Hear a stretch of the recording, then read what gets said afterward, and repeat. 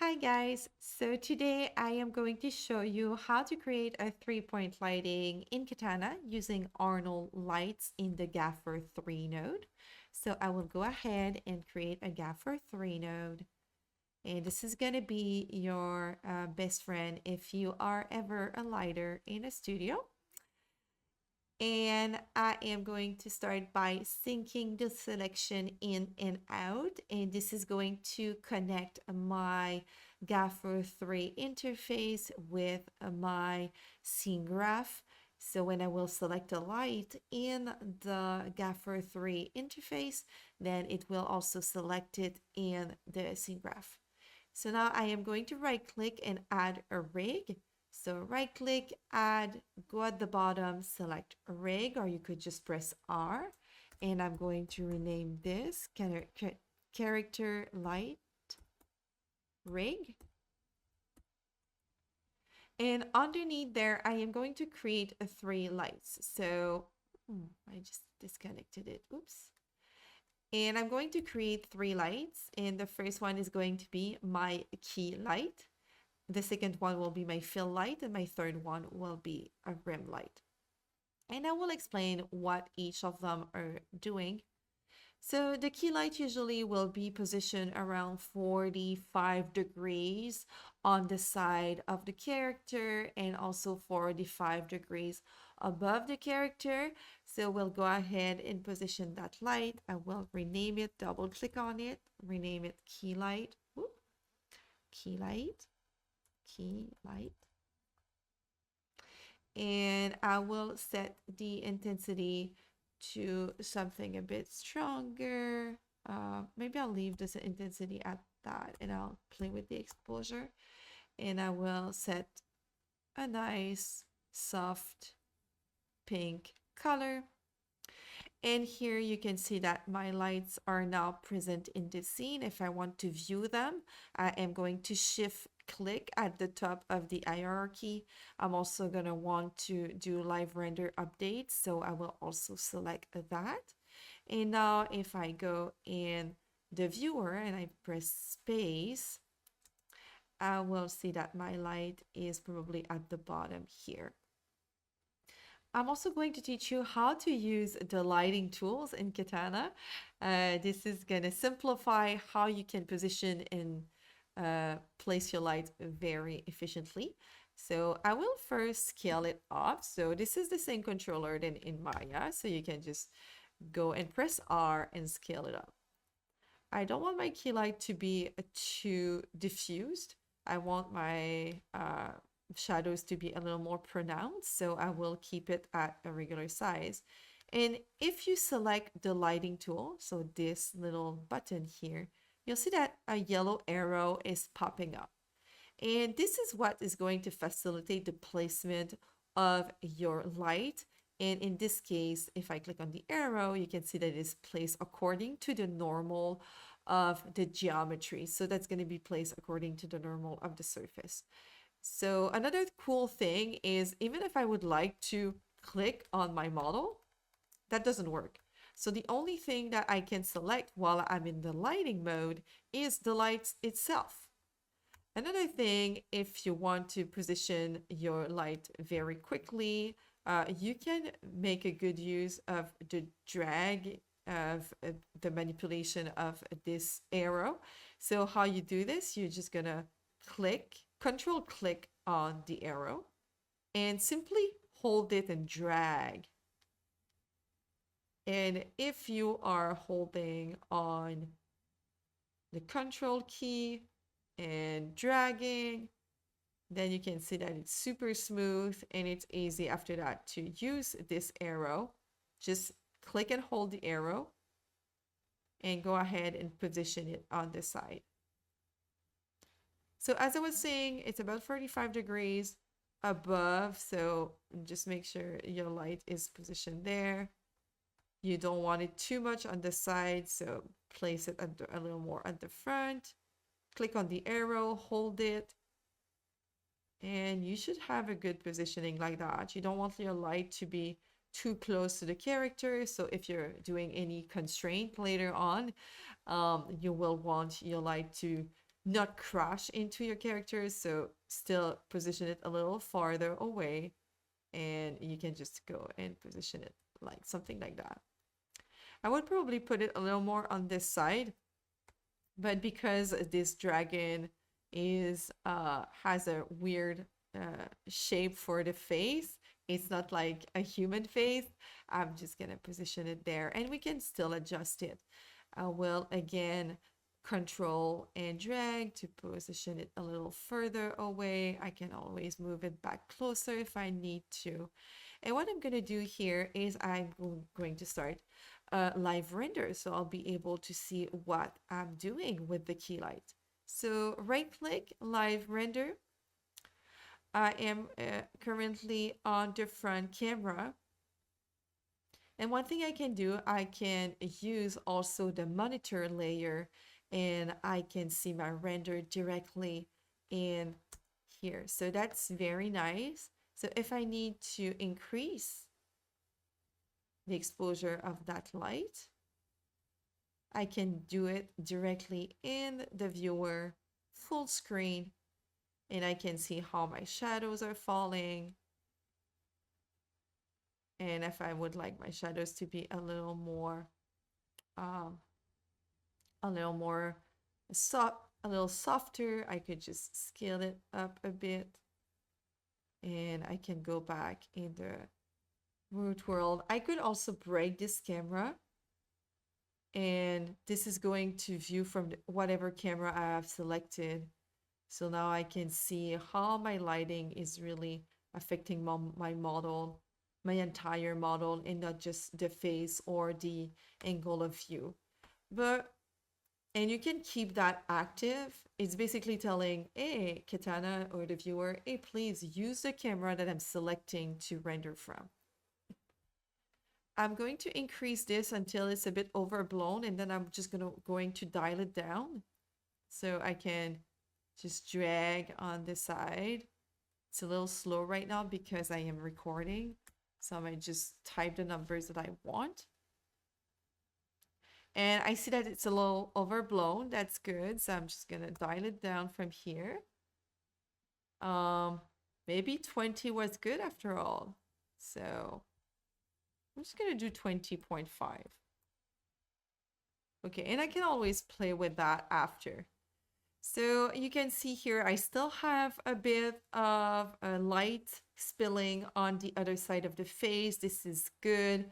And now what I'm going to do, I am just going to create a fill light to lift up the shadows from the side of my character. So I'm going to create a fill light. I will stop that render. You can escape, and you see that the render now is no longer running. I'm just going to turn this off, and I'm going to create a fill light. So I'm going to go over here and add another disc light. And this one, I will kind of do a bluish color.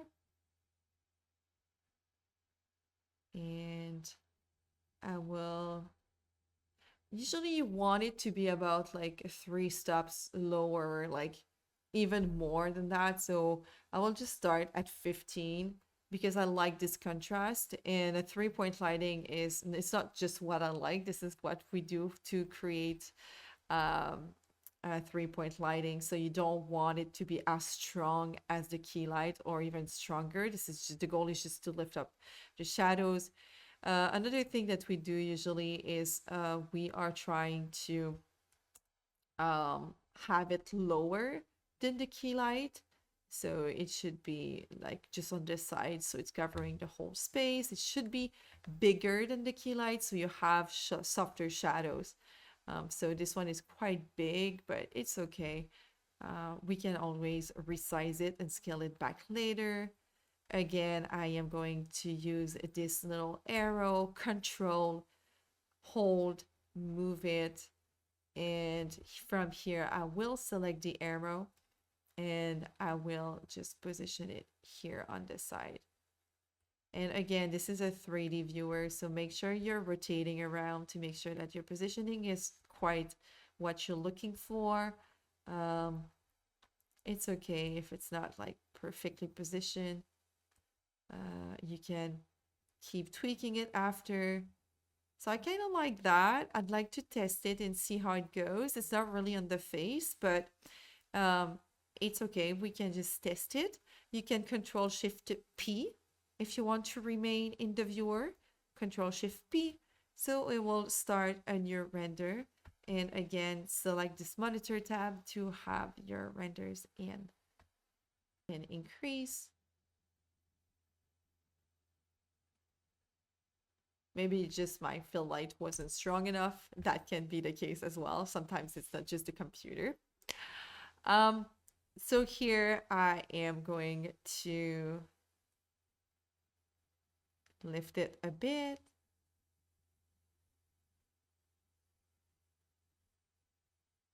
And I could play with the positioning as well. So I'm going to turn this off and just go and position this light.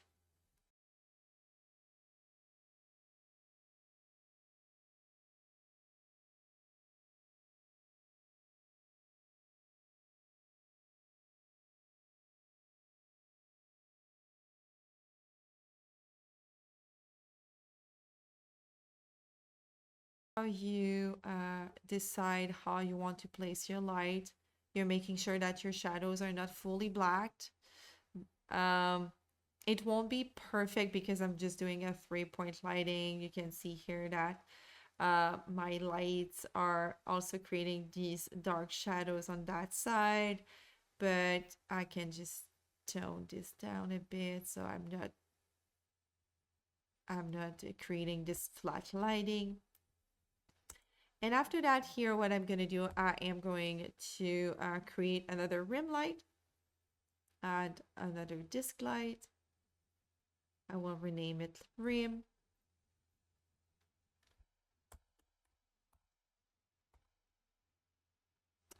And I have a new rim light created in the scene.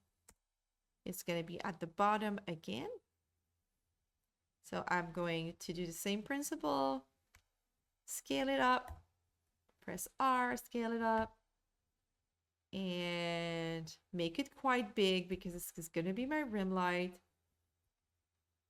And it's a big character, so in order to have some outlines around the face to separate it from the background, it's going to be a bit tricky.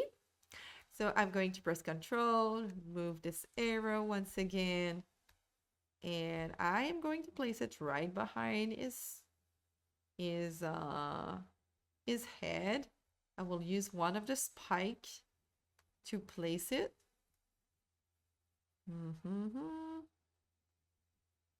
Okay. Well, right now it's crashing with the model, so it's not really what I was looking for. It's not even picking up the spike. It's kind of picking up anything but that. And you can also place it manually. Like if you see that this lighting tool is not giving you the control you want, you can totally just go and place it just manually if it's easier for you and it's giving the result you're expecting. So you just go around, place it up, and that's good. Trying to use the last spike, but it's just not gonna work. Or maybe on here it could work, like just an easier target. So there was a nice spot here. Okay, I like that. Okay, cool. And now I'm just going to place it manually because it is too tricky. Just gonna go and boom and rotate it. Okay, and something like that. Keep moving it. Okay. And now I'm gonna have to control and drag again because this is too close. Nice. And probably gonna have to crank the exposure like super high in order to see the outline. I can do a nice bluish color for that one so we can see it very clearly. I will go back to my camera and Control Shift P to see how that light is working. Oops.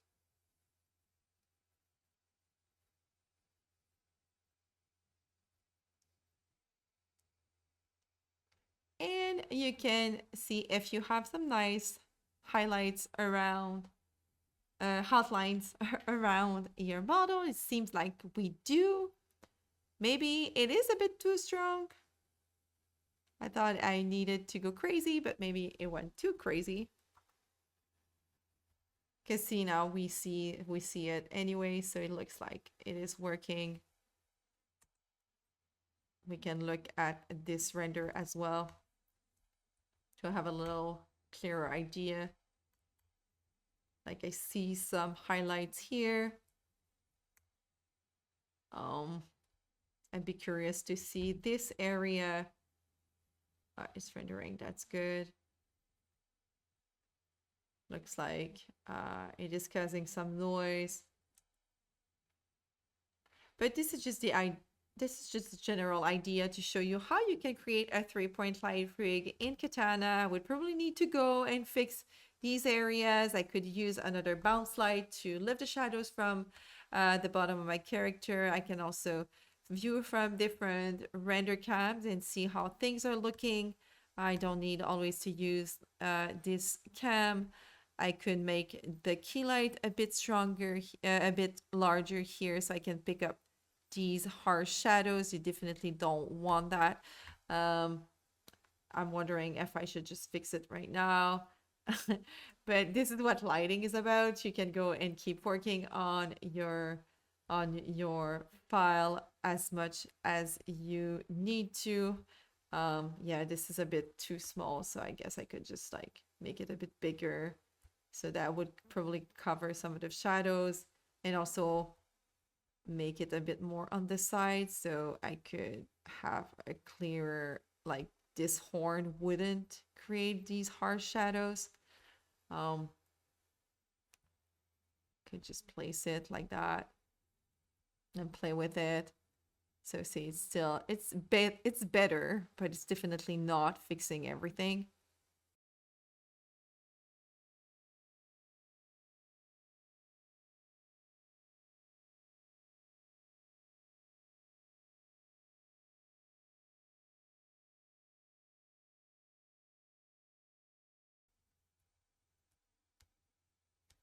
And that's it. You can go across your different camera, look at how your lights are affecting your model, see if your 3-point lighting is working for you.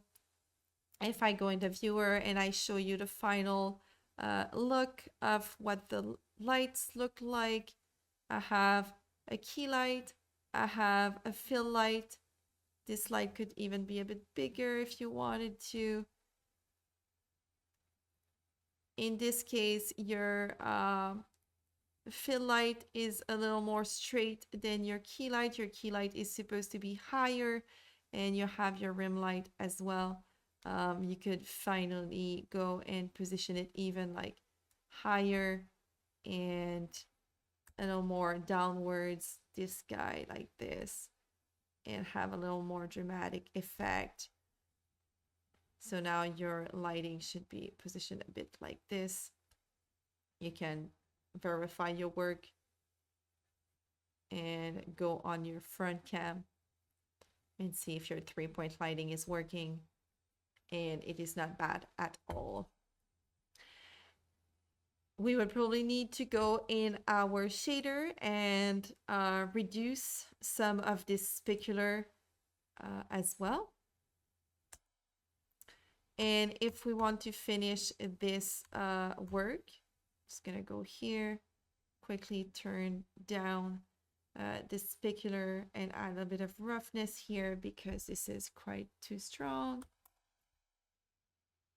And now these highlights are being killed. Still want it to be a bit shiny. That's good. Control backspace. And I will go at the bottom and just add a render node. That will be useful when we will do some disk render. We are not doing it We have a render settings node right there. And this is where we are setting up the resolution. That could be at the bottom of the scene as well, but we set it up at the top. And that's it for the 3-point lighting. I hope you found it useful.